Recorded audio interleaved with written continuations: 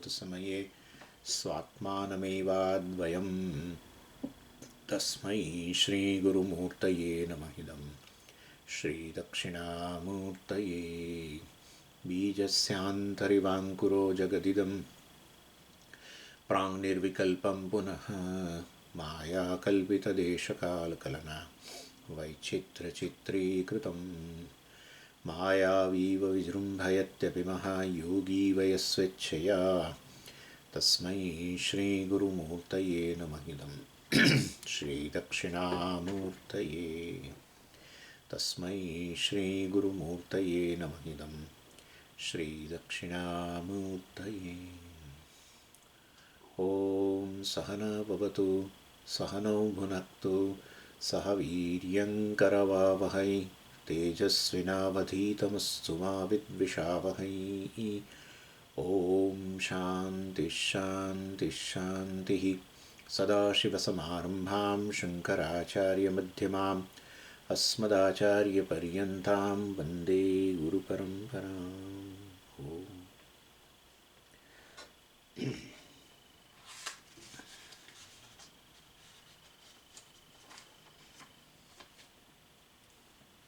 Verse number 18. अहं वृत्तौ चिदाभासः कामक्रोधादिकेषु च संव्याप्य वर्तते तप्ते लोहे वह्निर्यथा तथा. So in this chapter Vidyaranya concentrates on the difference between Chidabhasa and Chit. And these two consciousnesses cannot be separated physically, because Chidabhasa cannot exist without Chit, because it is all pervading. Separation between two things required. First condition is both should be limited, then only you can separate physically. Whereas in case of Chit and Chidabhasa, well, the Chit is all pervading. Therefore, Chidabhasa and Chit cannot be separated. So then definitely we will have to employ another method to separate them. So Vidyaranya talks a method of different functions based on experiences. In experiences, both have a role to play. The role of Chit and Chidabhasa in various experiences is different. Experiences are of two types. One is external, other is internal.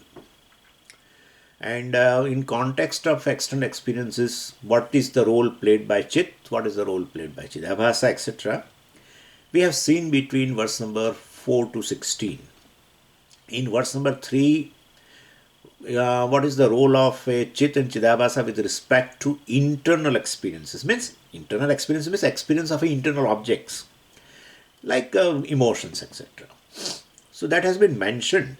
The difference in the function of Chit and Chidabhasa with respect to these internal experiences have been mentioned in verse number 3, but not discussed. Immediately Vidyaranya switched over to external experiences. In terms of the function, difference in function between the two for external objects, external experiences. That has been discussed between verse 4 to 16. So now he has again come back from 17 onwards, he has come back to these internal experiences. So when we mentioned there that when we talk about this pot, etc., while Chidabhasa reveals the pot, whereas the knownness and unknownness of the pot are revealed by Chit. That's how we mentioned there also. So either way, pot is associated with all these adjectives, unknownness and knownness, well, they are illumined by Chit only. So, and in external field, well, that Chit is named as Brahman, even though it is same anyway, Kutastha and Brahman, like the difference between Ghatakasha and Mahakasha. There is no difference. That's what we saw. Definitely there is a difference between Jalakasha and Ghatakasha. There is a difference. But there is and Meghakasha and Mahakasha. There is a difference. But between Ghatakasha and Mahakasha, there is no difference. So, in internal experiences, this same chit is called Kutastha. With respect to internal experiences, mind, etc. When with reference to external experiences, that chit is called Brahman. So, outside we are doing Chidabhasa Brahma Viveka, you can say. Inside we are doing Chidabhasa Kutastha Viveka. Another name for Brahman is Kutastha. So now Chidabhasa Kutastha Viveka from verse number 17 onwards. And to enter the topic, Vidyaranya talked about internal world, an inner world in which thoughts are involved. Thoughts are inward, let us say. World of emotions. All these vrittis, kama vritti, irsha vritti, krodha vritti, etc. All asuya, chinta, any kind of vritti, which we experience inside. So whenever senses are basically closed, let's say during meditation, let's say. So what is the difference between this internal thought pertaining to emotion or anything and pertaining to the external world? Difference between the internal vritti and the vritti which is pervading the external object. So when we say like a pot of vritti, well, it is definitely a thought, but the speciality is that they are bright inside and they go out, or not they, it is. That pot of vritti basically is bright inside and go out and illumine even external object. So we should say this pot of vritti, of course Chidabhasa will be there, then only it illumines. So that pot of vritti, which is definitely covering the external object, is brighter compared to the vritti which is illumining the inner world. So like a kama vritti and ghata vritti, let us say, or irsha vritti and ghata vritti, either, whatever. What is the difference? Difference is one is brighter, one is dull comparatively.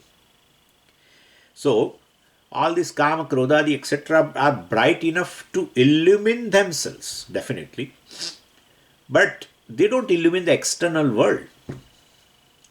So that way they are dull. Whereas ghata vritti definitely is bright enough to illuminate itself because of Chidabhasa.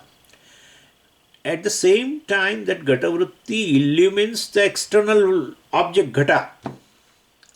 Therefore, that vritti, we can say, along with the Chidabhasa, of course, is brighter. And for that purpose, Vidyaranya gives an example here in this 18th verse. He says, like a fire is so bright, illumines itself and it reveals an object around also. Illumines the object around. Suppose a piece of iron which comes in contact with this fire. That piece of iron also becomes red hot. Now that red hot iron you put in a dark room. That red hot iron has a brightness which is sufficient to illuminate itself, but not sufficient to illumine the objects in the room. So that's the difference. So Vidyaranya says external thoughts themselves, external thoughts means thoughts pertaining to the external world, which they come out of the senses, etc. So those thoughts themselves, they illumine themselves, or they illumine, they are bright enough to illumine themselves, ghata vritti, etc.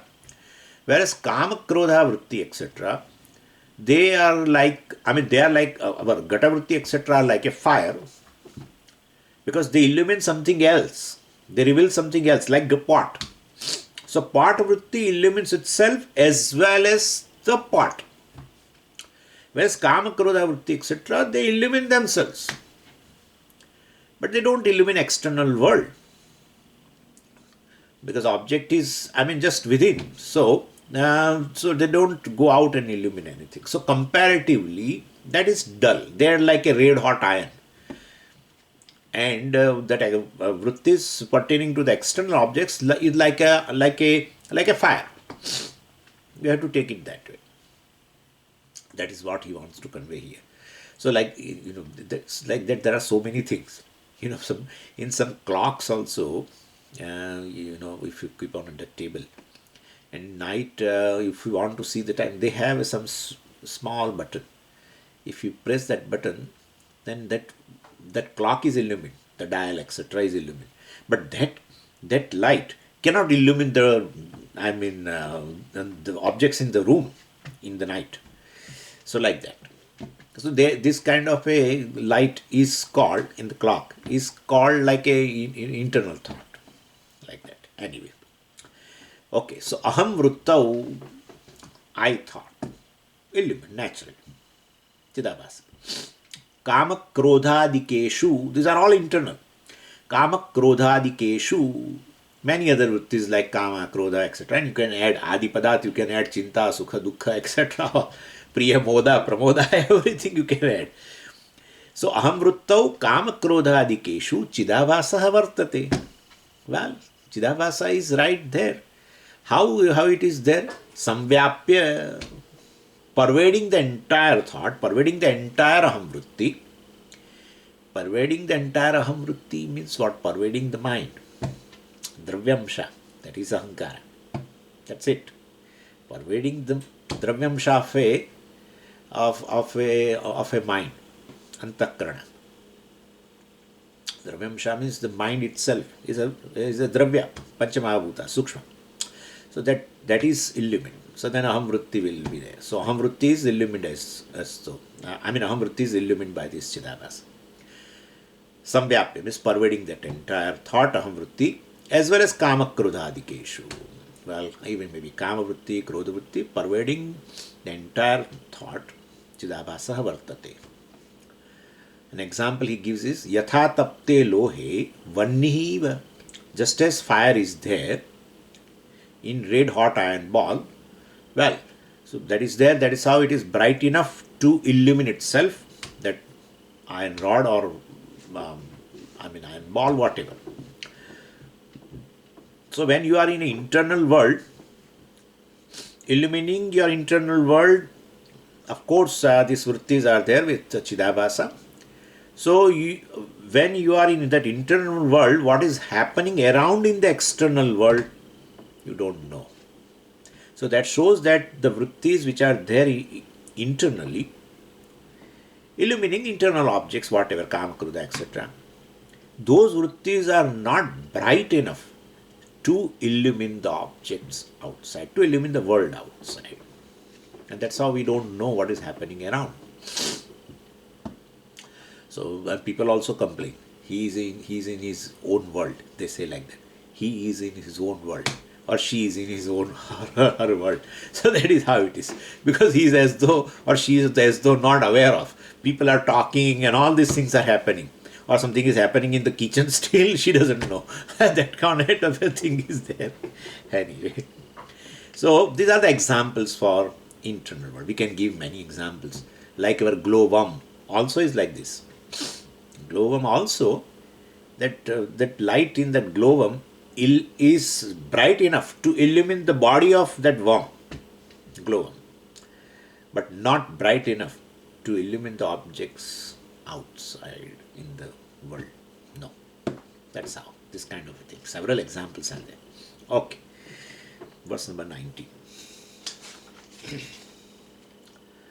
Samatram bhasayet taptam loham nanyat kadachana evamabhasa sahita vrittayasvasvabhasikaha. Now he gives, after giving examples, now he has to show the significance, right? Then only the purpose of giving example is served. So he is giving a significance of example, that loha, etc. Taptam loham, that red hot iron ball. Loham means I am taking loha pinda. You can take even rod also. So red hot iron ball, swamatram bhasayet, will illumine itself. Anyat kadachana na bhasayet. It doesn't illumine other than itself, like what is there in the surrounding. Evam, same way, abhasa sahita vrittayah, this introvert vrittis, right, inner vrittis, well, which are endowed with the abhasa, definitely, abhasa sahita. Swaswabhasikaha vrittayah bhavanti. Swaswabhasikaha. Those vrittis along which are endowed with the Chidabhasa, they are capable of illumining themselves. Unlike the what is the example given by Shankaracharya ji in the Dakshinamurti Stotra. Nana Chidra Ghatodara Sthitamaha Deepa Prabhavaswaram Jnanam Yasya tu Chakshuradi Karana Dvara Bahihi Spandate. That's how it is. So there it is that vrittis. That jnanam is basically vritti plus chidavasa. That is the jnanam. That comes out through the chidra, that comes out through the holes and illumines the respective objects. Verse number 20. Kramad vichidya jayante vrittayo khilaha sarva api viliyante sukti murcha samadhishu.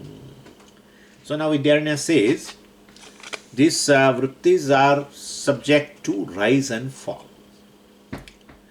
This kama krodha, the emotions are also not simultaneous, all emotion burst. No. So they are not, they come in sequence. Kramat means a sequence, orderly manner, one after the another. And so their arrival and departure basically are determined. The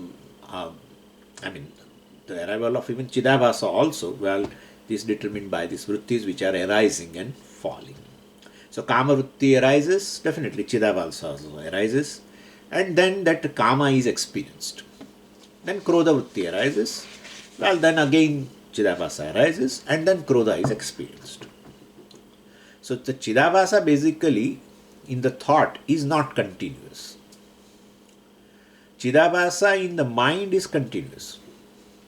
Chidabhasa in a thought is not continuous. Chidabhasa in a dravyamsha of a mind, antakrana, is continuous. Chidabhasa in the vrittyamsha of an antakrana is not continuous. That's what we have to understand. I am connecting to Drigdrisha Viveka. We should understand twofold things are there in antakrana. We have divided into ahankara or dravyamsha, and other is a vrittyamsha. So Chidabhasa, general Chidabhasa means then aham vritti, etc. will be there throughout Jagrata Avastha. That's how mind is conscious. So conscious mind, etc. So that general Chidabhasa will be there throughout the Jagrata Avastha. And that in that conscious mind then definite vritti arises. That is how they are also with the Chidabhasa, and that's how Jnanam takes place in the Jagrata Avastha. Anyway, now I don't want to. In Samadhi, etc., mind is there. But that mind is basically not even conscious. In the subconscious mind, the Chidabhasa, etc., is there. Anyway, so mind remains, but then Vrittyamsha goes away. That is a nirvikalpa sthiti, even in a waking state. Well, a little different state compared to waking state. So in a waking state, the mind, the antakarana is fully functional. The mind is conscious, means that general Chidabhasa is there, as well as vrittis also arise and they have the Chidabhasa. That's how the whole antakarana is conscious, fully functional, you can say. And then those vrittis go out through the senses, etc., and contact the world. That is the Jagrata Avastha. But in a Nirvikalpaka Samadhi, mind is there. But then these vrittis don't arise. That's how it is. general, other, if mind resolves it, it becomes sushupti. So mind is very much there, and therefore the consciousness also is there. But since the vrittis do not arise, etc., we compare with the sushupti. And there the mind resolves, so vritti resolves. But then avidya vritti is there. So experience takes place. Here also experience takes place. In Nirvikalpa Samadhi, experience takes place of the self, Advitiya self. So there also experience of Advitiya self in Sushupti. Nothing other than me is there that you experience. Anyway, point is, so in Nirvikalpa Samadhi, the mind which is very much there, Dravyamsha is very much there, and then this one also is there, our Chidabhasa is there. But vrittis don't arise.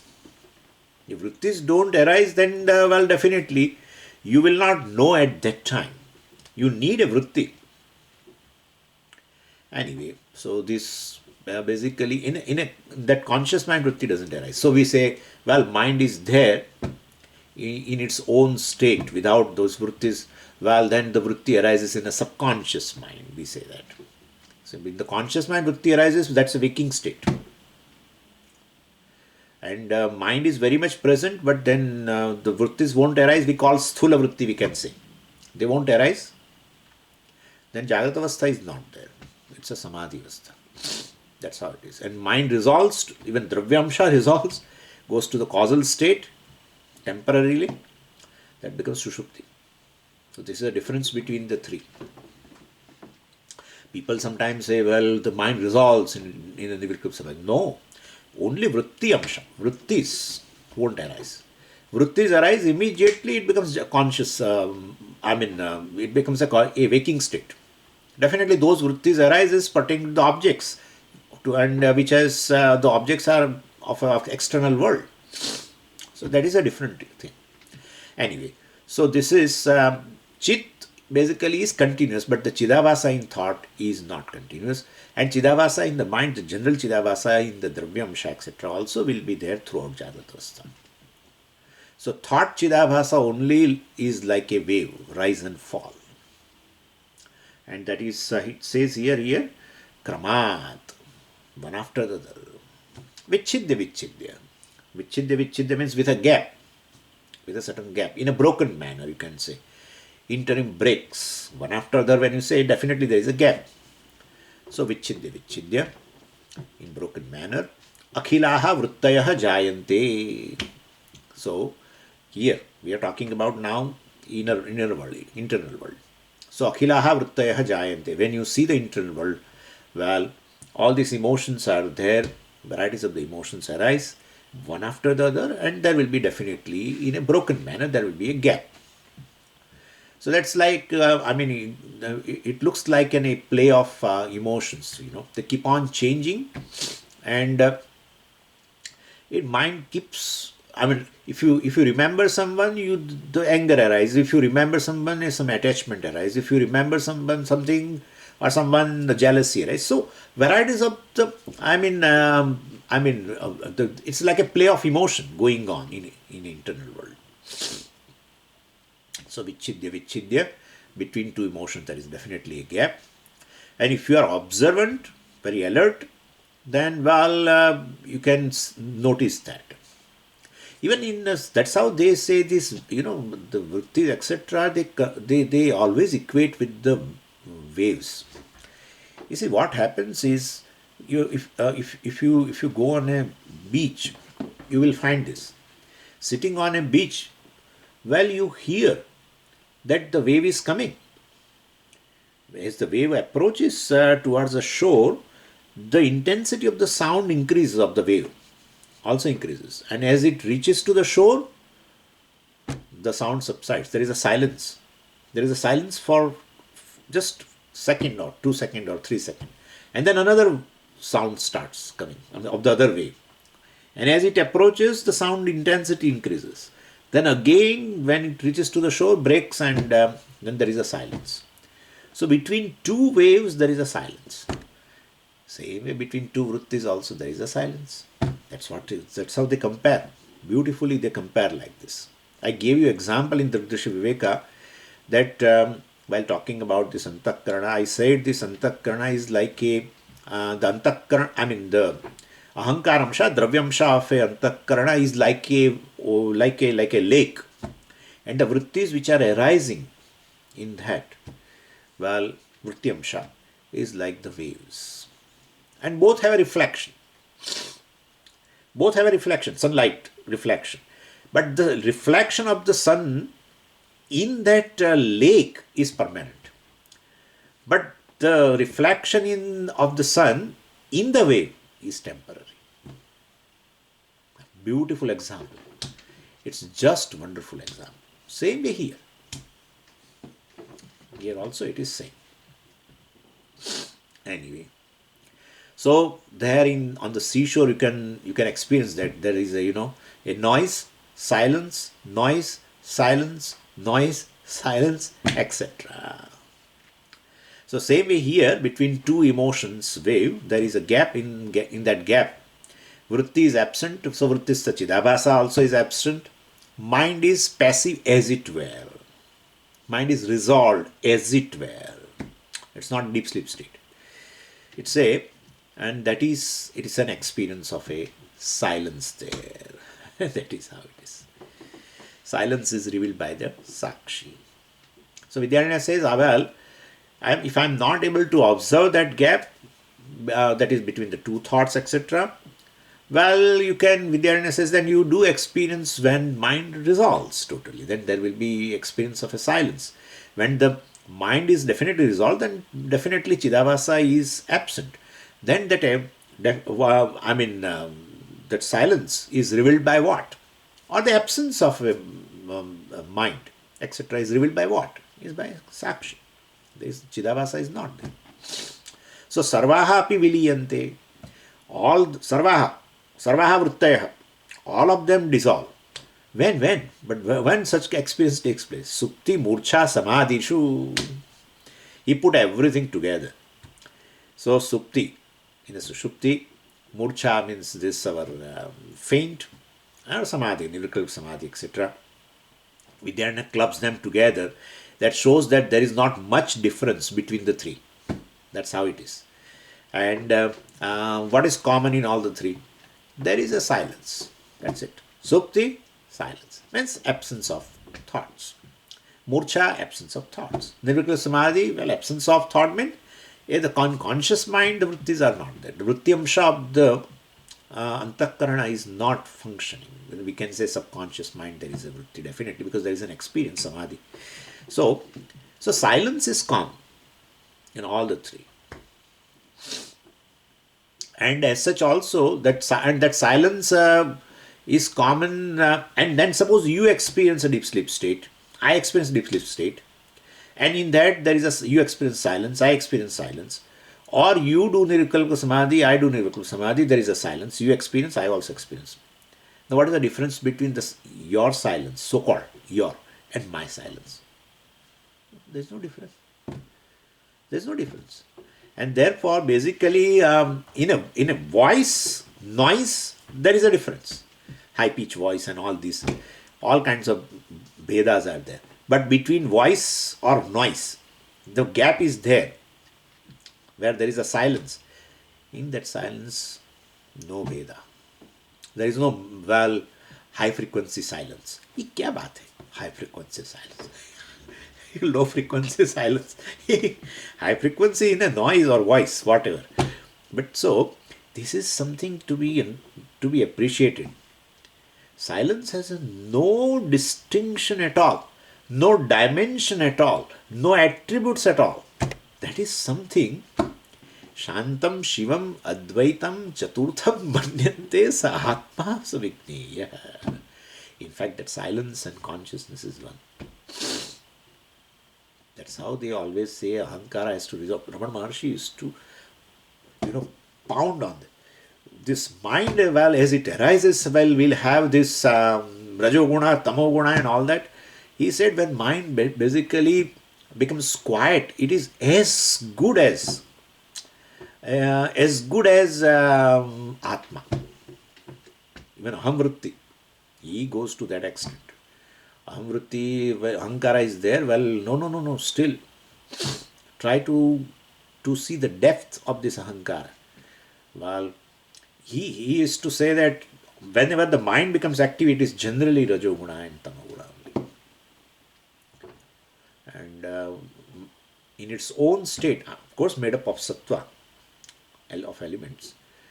So when its own state, it doesn't. It is just one with the consciousness.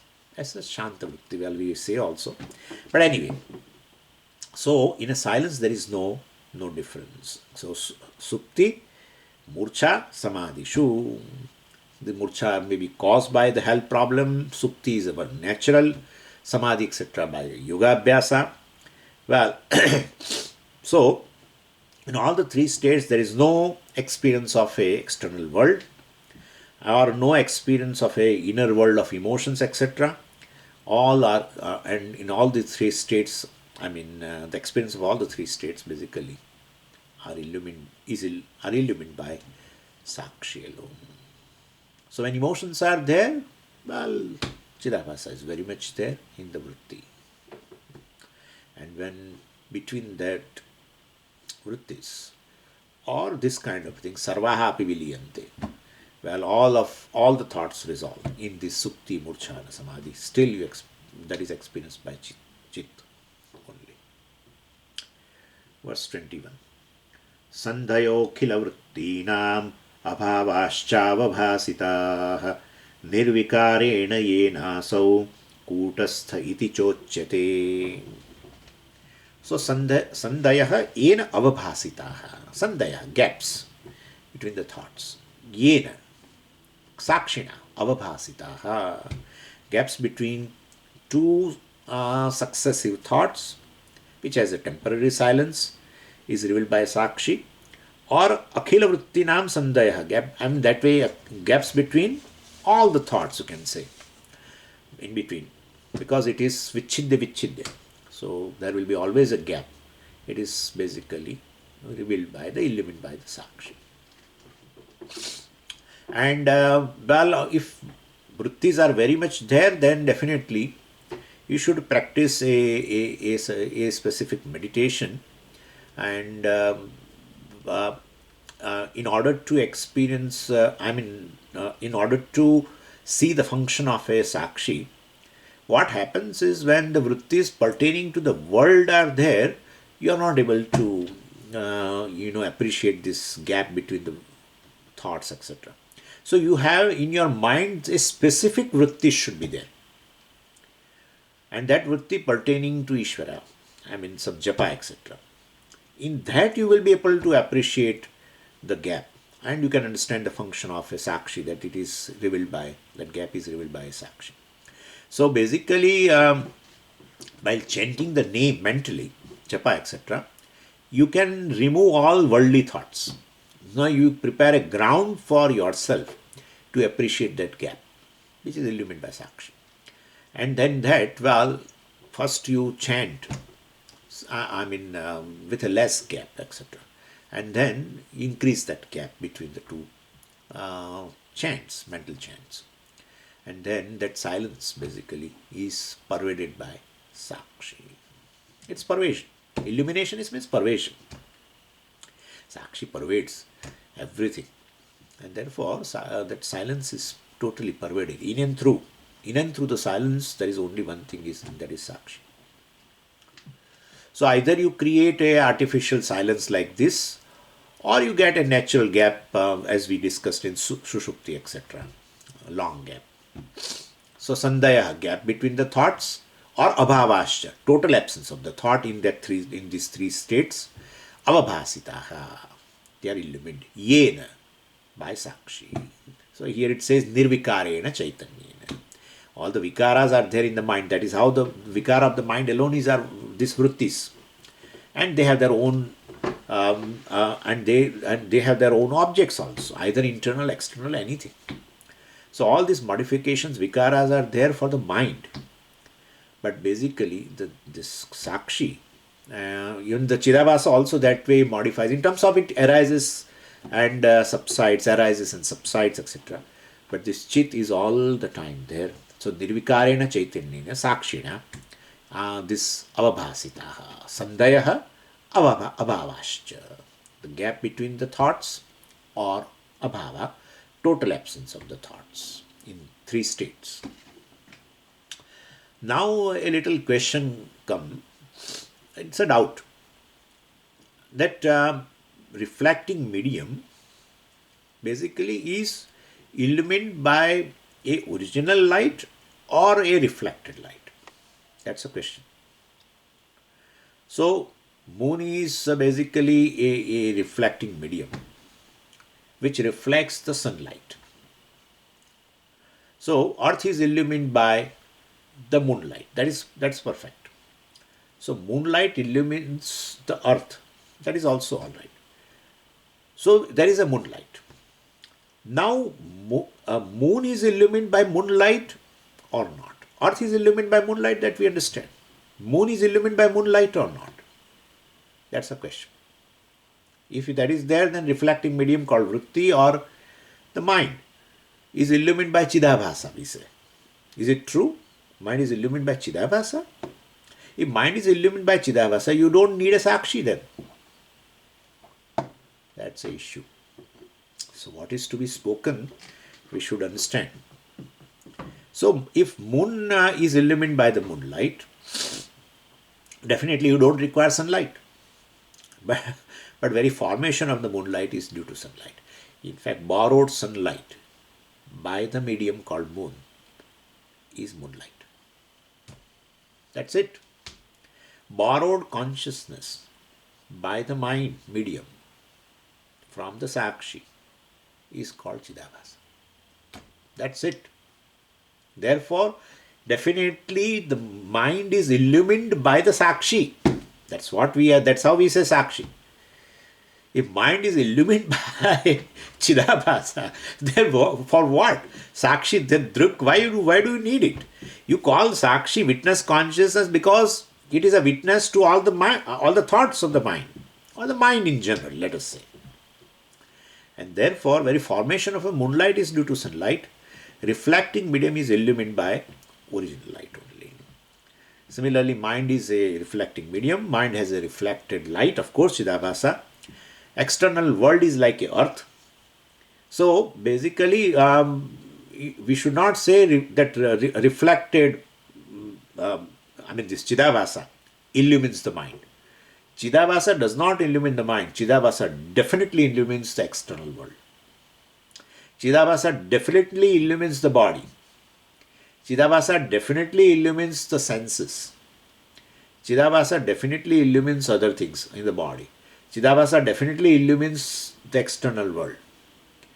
But the chidabhasa where it is formed, that mind is illumined by the sakshi. That's it. That's how we have three seers, right? In Drikdisha Viveka, three seers. So, mind, that drashta number 2, the drik number 2, or seer number 2. Seer number 2 is illumined by seer number 3, sakshi. And that seer number 2 illumines the seer number 1 and the body and everything and the external world. So seer 1 illumines the external world, but seer 1 borrows basically from seer 2. Seer 2 borrows basically from consciousness, from sakshi. That's how the whole thing is. This is the krama. So anyway, so chidabhasa basically illumines external world, not chit. Sakshi Chaitanyam illumines even silent mind. So definitely chit has a role to play. And even vritti also basically they are illumined by the sakshi. Please understand once again. The waves in the lake also illumined by the sun. And the lake itself also is illumined by the sun. Not that lake is illumined by the sun and then lake illumines the waves. No. One sun illumines the waves as well as the whole lake. So the reflected sunlight in a wave or reflected sunlight in a lake is nothing but a borrowed sunlight by the lake and the waves. We should understand this. Same way here. Okay. So vrittistha chidabhasa illumines the vritti. No. is ultimately by Chit only, Sakshi only. Asau, so Asau means this changeless consciousness, illumines, is a illuminator of a silent mind, inactive mind, as well as active mind. Both. If waves are not there, no problem. Still sun illumines the lake. And if waves are there, well, it illumines waves as well as the lake, everything. Sun. We have to take it that way. So Asau, this changeless consciousness, is called Kutastha. All the changes are there in the mind. That's it. In terms of thoughts, varieties of thoughts. Or they subside the thoughts. Inactivity, activity, everything illumines both. So that's how this is a definition of Kutastha. Kutastha Deep Prakranam. So Kutastha is defined here. Kuta means what? Anvil. We know, right? That blacksmith's anvil is called Kuta. And well, there are three things. Various metal pieces are there, and there is a hammer, and there is an anvil. Now, Kuta, that anvil, Kuta. Anyway, Kuta. Okay? So that Kuta anvil alone is changeless out of three. The metal pieces undergo change. Hammer also undergoes a change because of this. Hammer has the change will not be seen so immediately. But hammer also undergoes a change. The metal pieces also undergoes a change. But basically that Kuta, the anvil, on which this changes takes place. These changes take place. Well, that is changeless. Where all the changes takes place, the adhishthanam of all the changes must be changeless. So that is how hammer also undergoes a change. The metal pieces also undergoes change. But where all these changes takes place in these two, both, well, that anvil is changeless. That is anvil is called Kuta.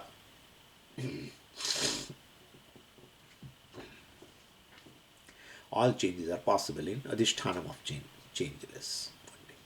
Same way, mind is a iron piece. Okay, varieties of vrittis are varieties of the iron pieces. External world of objects is a hammer, and they hammer the mind. Different vrittis, and therefore vrittis undergo little change. And who is a blacksmith? Well, blacksmith is a Bhagavan. Okay, so karma phaladata. So he brings varieties of the objects, hammer, and well, that hammer brings a change in the metal pieces called mind. Varieties of the vrittis pertaining to the objects will have a change definitely, and whole drama takes place in Chaitanyam Sakshi Kutastha. That is Kutastha. So this is how it is. So blacksmith is a Bhagavan. Objects, external world objects are hammer, and vrittis, the mind, are metal pieces.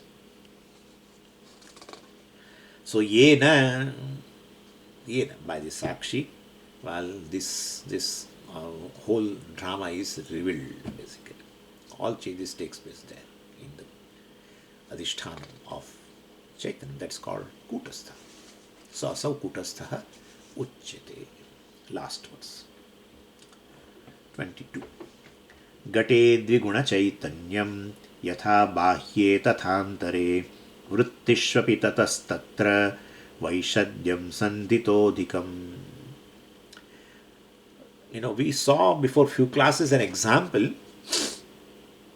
of a reflected sunlight. I mean, in the beginning of the chapter, an original sunlight and the wall, etc. We took that example. With that original sunlight, the wall is illumined. That sunlight pervades the wall. So there is a general light, and that sunlight falls on the mirror, and you have kept in a position so that the reflection of the sunlight falls on the wall. So original sunlight, we discussed, it is diffused, and that patch of the light through that mirror, etc., which is reflected sunlight, falls on that, and that reflected sunlight is brighter on the wall. It is brighter compared to the general sunlight, right? Because it is double. There is a general sunlight, on that there is a reflected sunlight, and therefore intensity is more. So they give another example of a photocopies also. The photocopy looks brighter than original. That's true. Very true. If you are not able to read in the original, people take sometime photocopy of that because the white background or whatever, or the black, the letters are much more clear, etc. So photocopy looks brighter than original. Anyway, so here now in here he is giving he is reminding us again, like gate dviguna chaitanyam. So when you see a pot at time of a gata jnanam, so that pot is pervaded by the vritti along with the chidabhasa, and the pot will be revealed. So chidabhasa pervades and already chidabhasa along with the vritti pervades pot, but that pot is already pervaded by the chit, all pervading consciousness. That is, chit is already pervading. On that now chidabhasa, like a general that sunlight is there on the wall, and now extra reflected sunlight falls through the mirror. So and therefore the intensity is more. So same way here also, a general, the pot is pervaded by the chit, and that pot now pervaded by the pot thought along with the chidabhasa definitely will have extra brightness. Means what? Pot knowledge takes place.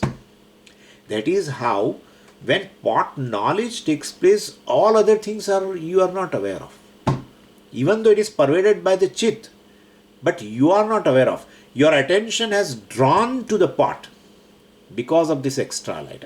Called pot knowledge. Could you follow what I am saying? All other things are there, pervaded by chit, but as though diffused. And therefore your attention has not been drawn to that. But here, when the gatavritti along with the chidabhasa pervades that part which is already pervaded by the chit, now that becomes so bright that it has drawn your attention. Means pot knowledge has taken place in your mind. That's what he says here. Well, that is pertaining to the external experiences. Same way if you extend to these internal conditions, because we are talking now this. So when kama vritti, krodha vritti, or any other vritti is there, then that there are two chaitanyams. Well, any during emotion, definitely, because that whatever emotion occurs to you in your mind, that is your world. That's your world. You may be sitting anywhere. You may be sitting in midst of nature. But suppose a krodha occurs, that's your world. Your whole attention is drawn to that krodha. So that shows that, say, like external world, internal world also, whatever the thought arises, the whole mind, of course, is pervaded by chit. Everything is pervaded by chit. That's how mind is when you say, or thought is, definitely the chit is very much there. But then a specific vritti arises along with the chidabhasa. Then your whole attention goes to that. That knowledge only takes place in you, not any other thing. So definitely in internal world also, while during emotions arises, while mind is brighter with those vrittis, etc. So dviguna chaitanyam. So he gave example of an external world because before he discussed this. So that's how we say our world is our emotion, or our emotions are our world. When any emotion arises, that's our world. We are not aware of external world. We are not aware of any other thing. Not aware of the body also. So only that is the world. Our whole attention goes to that. So, and then when vrittis are dissolved, well, definitely it is only diffused light. That's how when the vrittis are dissolved, our attention is it doesn't